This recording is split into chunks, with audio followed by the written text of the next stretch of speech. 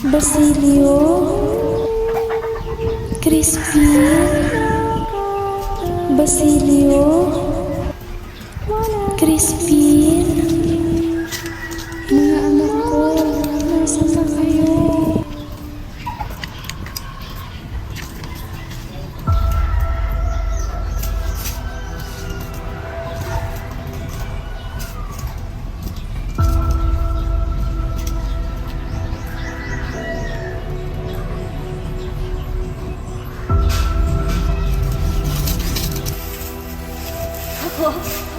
Baliw? Hindi ako baliw. Kayo ang mga baliw.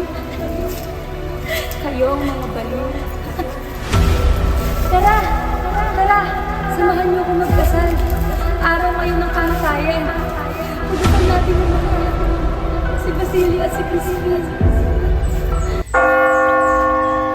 Narinig niyo ba yun? Ang kampanero? Si Basilio yun. Ang panganay kong anak.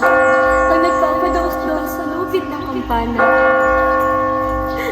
Nakita niyo ba yun? Ayan. Ang mga ilaw sa kumbento. Kilala niyo ba kung sino ang may gawa nun? Ang bunso ko namang anak, na si Crispin. Pagdasal natin sila.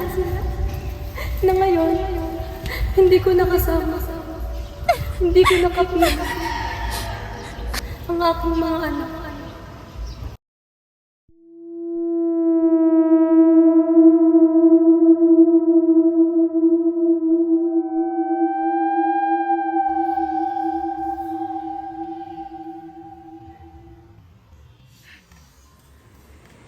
Siya naman si Sisa.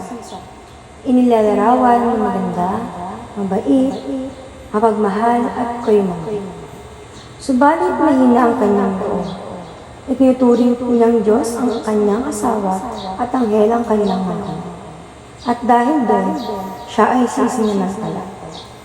Ang representasyon na piniling ina sa panahon ni Rizal bilang isang dukha, mangmang at kahabag-habag sa maling pagpipigil.